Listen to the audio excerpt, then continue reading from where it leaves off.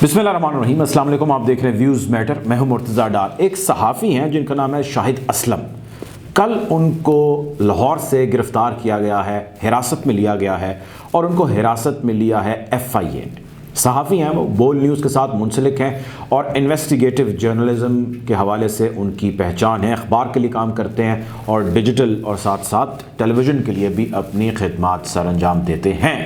FIA ने एक सहाफ़ी को रातों रात गिरफ़्तार क्यों किया? मुमकिन है कुछ ख़बरें आप तक हों, लेकिन जो नहीं है वो आप तक पहुँचा देता हूँ। मामला ये है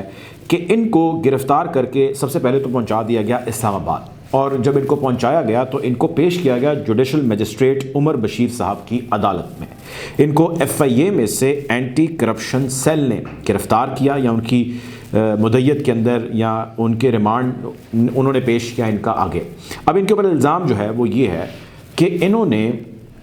साबका army chief of Pakistan general Qamar Javed Bajwa के ख़िलाफ़ एक स्टोरी हुई थी जो की थी सहाफ़ी अहमद नूरानी, और अहमद नूरानी साहब मौजूद हैं इस वक्त अमरीका में।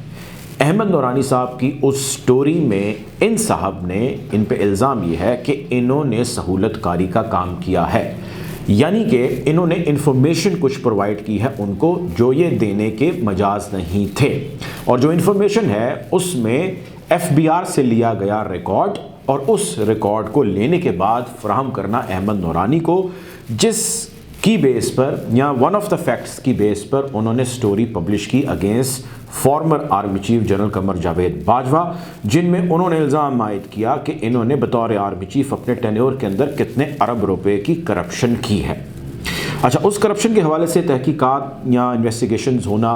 तो खैर दूर की बात है, लेकिन कार्रवाई का आगाज़ जो हो गया, और उस वक्त मुझे याद है इसहाक डार साहब ने फौरी तौर पे एक्शन लिया और FBR के अंदर उन्होंने एक इंक्वायरी कमेटी बनाई और उस इंक्वायरी कमेटी ने तहकीकात का आगाज़ किया। कुछ मुतल्लिक़ अफसरान के ख़िलाफ़ कार्रवाई हुई, उनके ख़िलाफ़ सस्पेंशन भी हुई और उसी चक्कर के अंदर कुछ लोगों को गिरफ़्तार किया गया। जब गिरफ़्तार किया गया तो उनसे बहुत सारी चीज़ों में पूछ पड़ताल की गई और ख़याल ये किया जा रहा है कि उन्हों में से ही कोई शख्स है, उन्हीं में से जिसने नाम लिया है शाहिद असलम का, सहाफ़ी का, जिनको भी रात कल गिरफ़्तार किया गया है कि जी इन्होंने या इनको हमने इन्फॉर्मेशन दी थी,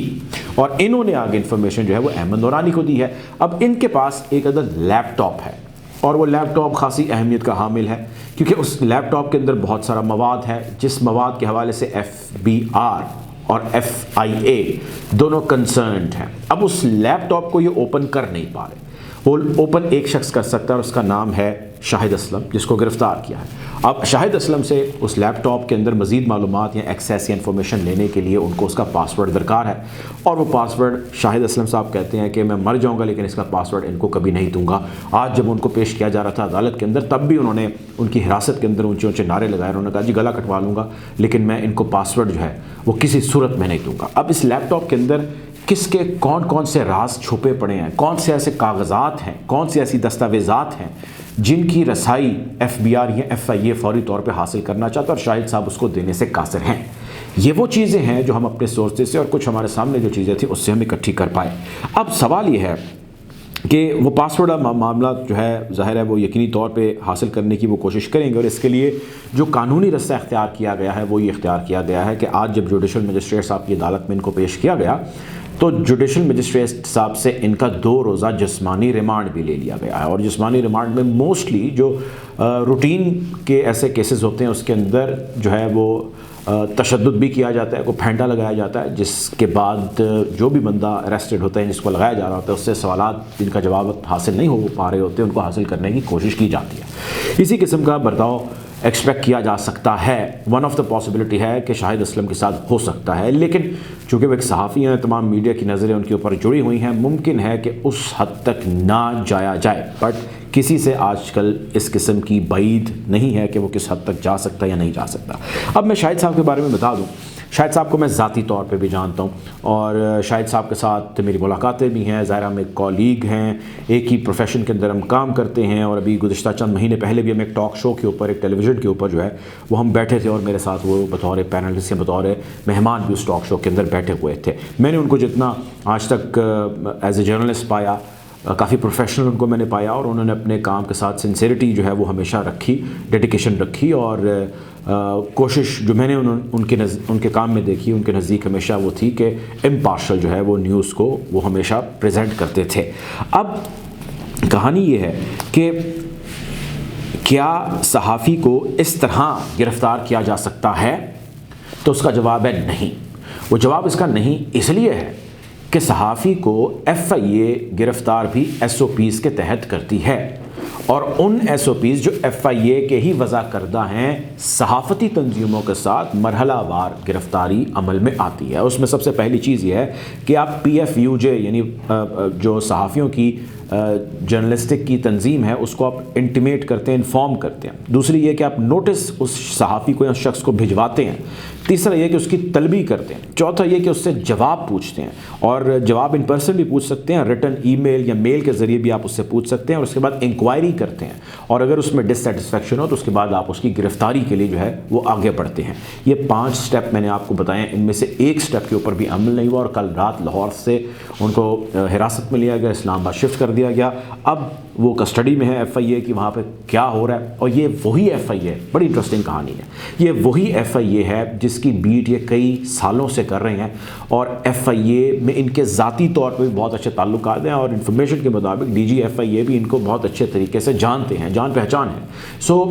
آپ ان ایس او پیز کو بھی فالو نہ کریں، آپ ایک صحافی کو بھی اٹھا لیں، اور آپ ایک ایسے شخص کو اٹھا لیں جس کے ساتھ آپ کا تعلق ہے، اور آپ ایسے کیس کی بنیاد پر اٹھائیں جس کے حوالے سے ابھی بہت سارے کنسرنز ہیں، ابھی بہت ساری چیزیں جو اس کیس کے حوالے سے ہونا ہیں۔ تو خیر یہ یقینی طور پہ چیزیں بہت ساری چیزوں کی جانب اشارہ کر رہی ہیں۔ احمد نورانی کے خلاف یقینی طور پہ جو ہے وہ انکوائری یا اتھارٹیز جو ہے انویسٹیگیشنز تو کر رہی ہیں، اور اس کے ساتھ ساتھ اس میں جڑے جتنے لوگ ہیں، جس طرح شاہد اسلم صاحب کے خلاف بھی انویسٹیگیشن جو ہے وہ کر رہی ہیں، اور جس طرح ان کی گرفتاری ہوئی ہے اور مزید کہاں سے کیسی انفارمیشن آئی اس کے حوالے سے بھی انویسٹیگیشن اور انکوائری ہو رہی ہے۔ لیکن جن کے خلاف کرپشن تھی، جنرل قمر جاوید باجوہ صاحب، یعنی کرپشن کا الزام تھا جن کے خلاف، اس حوالے سے ابھی تک کوئی انکوائری ہوئی نہیں ہے۔ الزام لگا دینا آسان کام ہے، لیکن انکوائری کے ذریعے اس کو پروف کر دینا وہ اتھارٹیز کا کام ہے، یا اس کو پروو نہ کرنا، اس کو جھوٹا قرار دینا، یہ بھی اتھارٹیز کا کام ہے۔ سو ان ایدر وے اگر آپ کسی پبلک آفس ہولڈر کے اوپر یا فارمر پبلک آفس ہولڈر کے اوپر کسی قسم کی کرپشن کا الزام لگاتے ہیں، اور یہ تب لگا تھا ان پہ جب ان کے غالباً آخری 10 دن یا 2 ہفتے جیسے رہ گئے تھے بطور آرمی چیف، تو وہ آسان تو ہے، لیکن اس کے اوپر انویسٹیگیشن کا بیٹھنا ایک ضروری عمل یا امر ہے۔ فوج کے انٹرنل میں جو ہے وہ تحقیقات کا یا جزا سزا کا نظام ہے، اور ویسے اوورال کرپشن کے حوالے سے کام کرنے کے لیے نیب کا ادارہ بنا ہے، لیکن نیب کے لکھے گئے قوانین کے مطابق